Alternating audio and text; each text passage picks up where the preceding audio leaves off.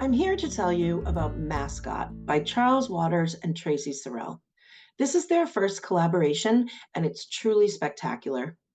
Kirkus Reviews calls the book a brilliant story not to be missed, deeply engaging from the first page. And that's exactly how I felt about it the first time I ever read the manuscript. And I knew right away that we needed to publish it.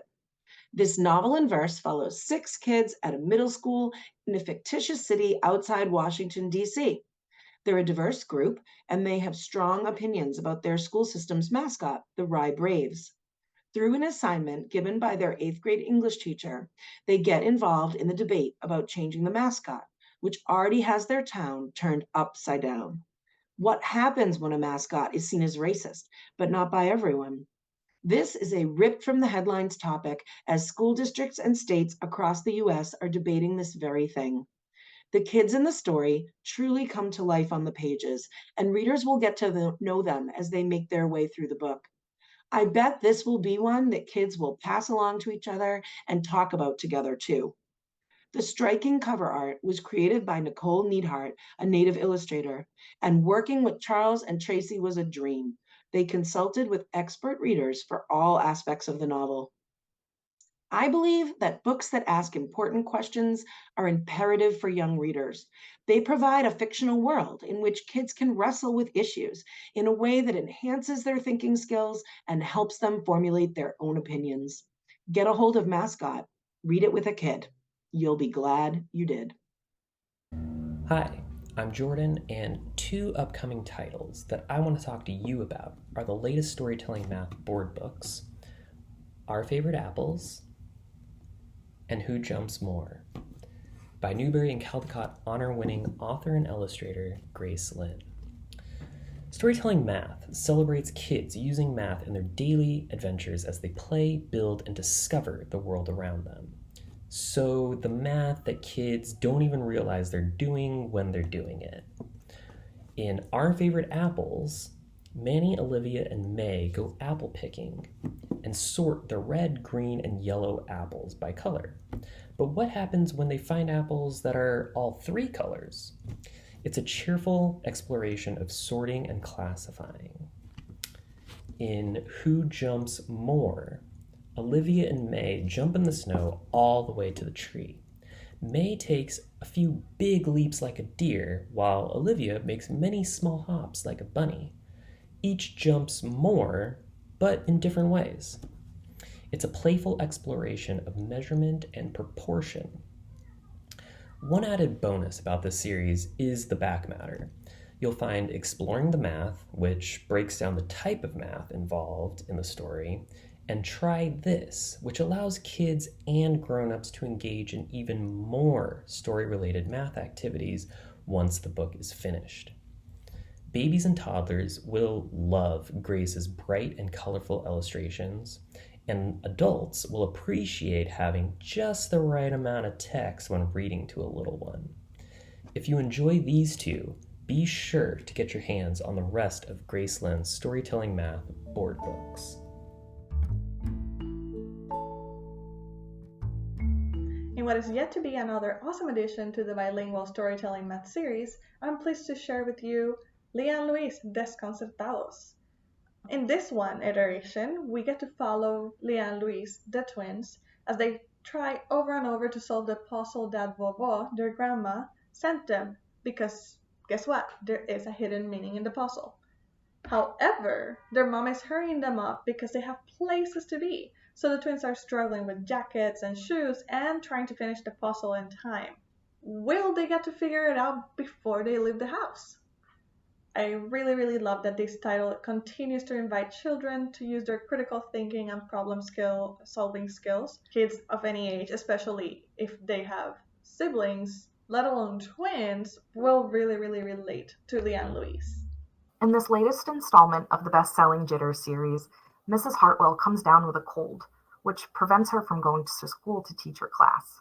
To make matters worse, the substitute teacher is nowhere to be found. Cue all of the other fabulous and talented teachers stepping in to lend a hand. Nurse Marcus teaches the class about germs and does a science experiment. The math teacher teaches reading. The custodian teaches the class a cleanup song. Things may go a bit haywire, but in the end, teamwork really comes out on top. Told through alternating point of views from both the students and Mrs. Hartwell, Sick Day Jitters models the importance of staying home when you're sick and adapting to change. I am so happy to be back in the Jitters classroom, even if Miss Hartwell couldn't make it. I also love that she shows Mrs. Hartwell engaging in sick day activities, like disinfecting surfaces, getting plenty of bed rest, baking cookies, and even receiving a beautiful bouquet of flowers from her partner. Readers will also appreciate the conclusion to this story, where Mrs. Hartwell and her classroom have a very special surprise for those who stepped in to help. Sick Day Jitters comes out October 10th in both paperback and hardcover. Circumference and the 100% Goose Chase is the 12th installment of the Circumference series. In this new math adventure, Priscilla Sentwell and Lady Di of Ammeter, see what we did there? Are on their way to Gaggleston-on-Green to deliver the flock of 100 geese that Priscilla raised to the townspeople who pre-ordered them. But things don't exactly go to plan. On the way, a few missteps, including one goose poop incident, startled the geese and caused several to fly away. With many of the geese missing, it's up to Priscilla and Lady Di to calculate how many geese each vendor should get so they are distributed fairly. The story introduces the concept of looking at three elements: percent, whole, and part, in an organic way, with, as usual, a very entertaining story to keep kids engaged. Like other Circumference stories, this will be released in both hardcover and trade paperback, and I'm 100% sure you're going to love it. Our favorite toddler has a new adventure in our beloved Leo Can series with Leo on a hike. Leo and his daddy are ready to get moving and head outside. After all, today is a perfect day for a hike, and Leo is excited to explore. As they head out on the trail, they see tall trees, tiny flowers, and even some crawling bugs. They snack on crunchy crackers and share a juicy orange, and Leo finds a delicate feather and a bumpy pine cone. By the end of their adventure, both explorers are tired, happy, and ready to return another day. A perfect day in the life reader aloud for little ones. The entire series is designed to highlight the importance of developing healthy, regular routines and exploring new concepts and new experiences with guidance from family and friends. Leo on a Hike also comes packed with an underlying theme of opposites that runs through the text and the art to give this board book a distinctive lesson. Leo on a Hike and the Leo Can series as a whole are ideal for the youngest of readers who are just beginning to learn concepts like routines and new experiences, as well as for families that love to get outside and to explore. Hi, I'm Alyssa, an editor at Charlesbridge. Babies love to look at photos of other babies. The Global Babies books introduce the youngest readers to babies from all around the world, giving glimpses into their daily lives, their activities, traditions, and clothing. Our brand new box set includes 3 books from the series: the original and best-selling Global Babies, Global Baby Playtime, featuring the different ways babies play, and Global Baby Bedtimes, perfect for a snuggly starry time. Exclusive to this box set is an adorable poster of sleepy babies who wish everyone good night in 8 different languages. This box set is the perfect baby shower gift or first book collection for the toddler in your life. Part of the proceeds will be donated to Global Fund for Children, a nonprofit organization committed to advancing the dignity of young people all around the world. It's never too early to share a diverse and inclusive view of the world with your child. Allow me to welcome you to the Geology Lab with Lola Schaefer and Drusilla Santiago's Hands-on Science Geology. Through imagination, exploration, and play, preschoolers and pre-readers are asked to interact with the nonfiction fun, sliding tectonic plates together to create earthquakes, blowing on a mountain to make a volcano erupt, and pressing their hands in mud to make a fossil, imploring eager readers to predict what will happen next and turn the page to see the results. Educator and author Lola Schaefer's classroom experience teaching science to little kids shines through in every part of the book, from vocabulary to line breaks, with the goal of making the science fun so it feels like play.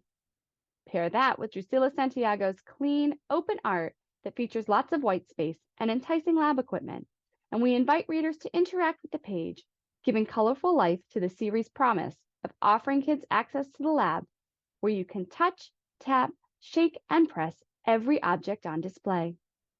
Geology is the second in our new Hands-on Science series, and the whole series is designed to be Press Here meets Bill Nye the Science Guy in young, interactive STEM picture books that bring science experiments to life.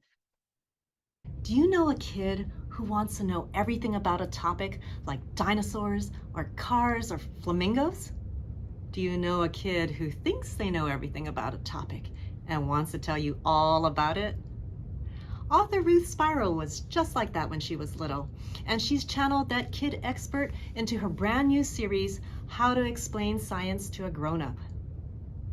In the first book, a kid expert narrator instructs the main character in the fine art of explaining coding to a grown-up.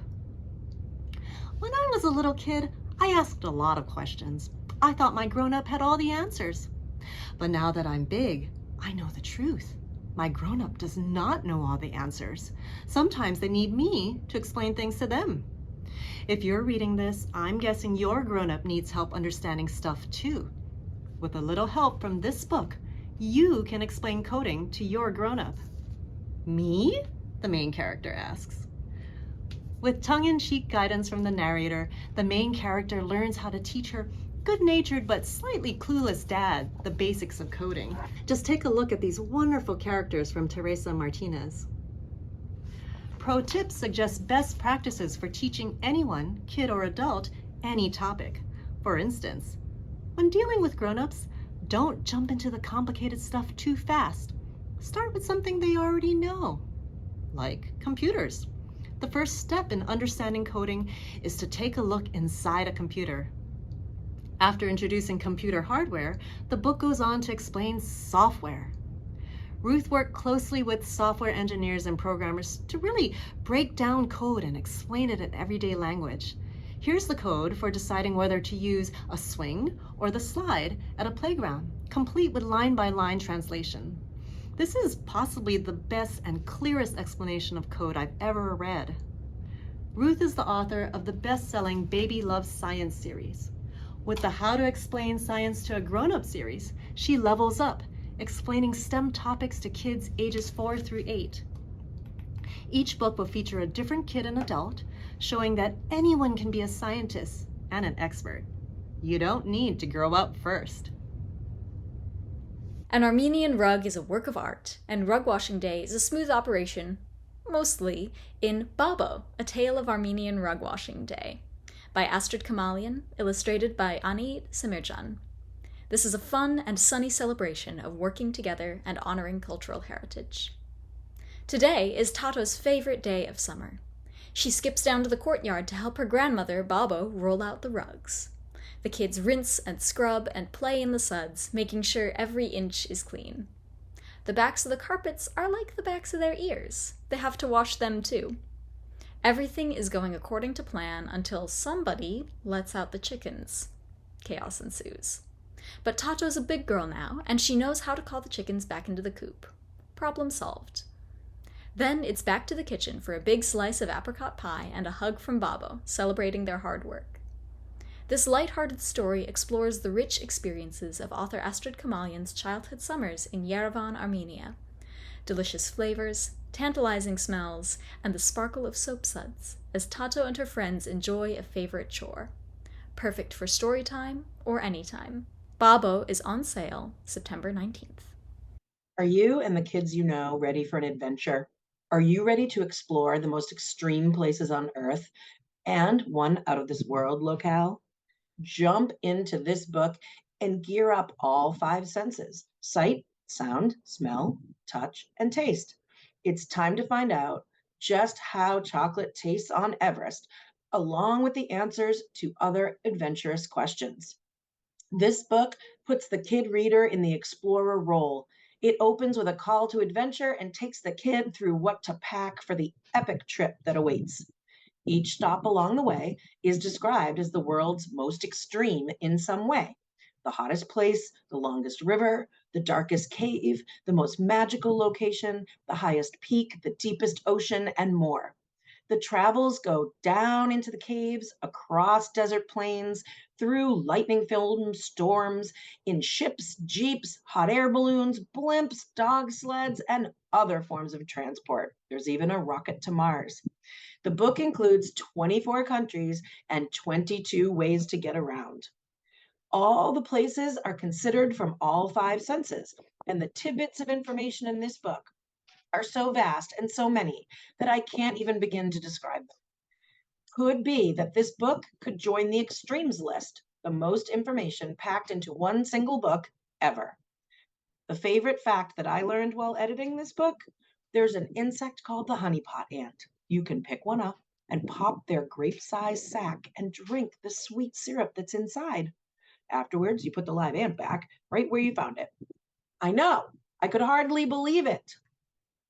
This book is perfect for kids across the age spectrum. Young ones will revel in the adventure. Older kids could choose any adventurer who's mentioned in the book and go research more about them. Curriculum hooks galore, as well as so much trade appeal. Oh, and how does chocolate taste on Everest? You'll have to read to find out. I am excited to share with you the Spanish translation of We Are Grateful o Ya Ligera, which is going to be under the title Estamos Agradecidos o Ya Ligera. This book originally published in English in September of 2018, and I am sure it's going to bring a lot of joy and gratitude to a whole new group of readers. In this story, we follow the Cherokee community as they express their gratitude for the blessings and challenges that each season brings. I really love that Spanish speakers, and specifically kids, are going to be able to enjoy this beautiful story about Native American life as told by a Cherokee Nation citizen. And I also love that they're going to get to learn Cherokee words in the process. One of my favorite Charlesbridge books, A Thousand White Butterflies, is now going to be in Spanish. Mil Mariposas Blancas follows Isabella, who has just moved to the United States from Colombia with Mama and Abuela. In the story, Isabella's first day of school gets canceled because of the snow, and there goes her plans to make new friends. But when she catches a girl playing outside her window, she decides to brave the cold and unfamiliar outdoors. Maybe she can still make a friend today, after all. The story sheds light on an immigrant experience that many children who come from another country will be able to relate to. And beyond that, a lot of readers can connect to all the emotions that come along with making new friends. Mil Mariposas Blancas is a perfect addition to Charlesbridge's growing list of Spanish books and contains a thoughtful note from the authors and additional back matter about immigration. It's a celebration of honoring your own culture and traditions and welcoming the new things that come your way, cascading like 1,000 white butterflies. Friends of Dorothy is a celebration of LGBTQI plus icons written by Anthony Uzorowski. He dives into the lives of 40 artists, entertainers, writers, and activists who inspired the queer community with their style, openness, and diversity. With Instagram-worthy illustrations done by Alejandro Mogolo Diaz, readers are given a tour through the LGBTQI plus history from the 20th century through today. This giftable collection features icons like classic silver screen goddesses like Judy Garland and Marilyn Monroe, to grand divas like Cher and Barbra Streisand, and modern-day songsters such as Lady Gaga and Lana Del Rey. Anthony explores what makes a gay icon, the perfect blend of strength and vulnerability, being at odds with social conventions, and presenting charismatic, bold, and flamboyant style of performance.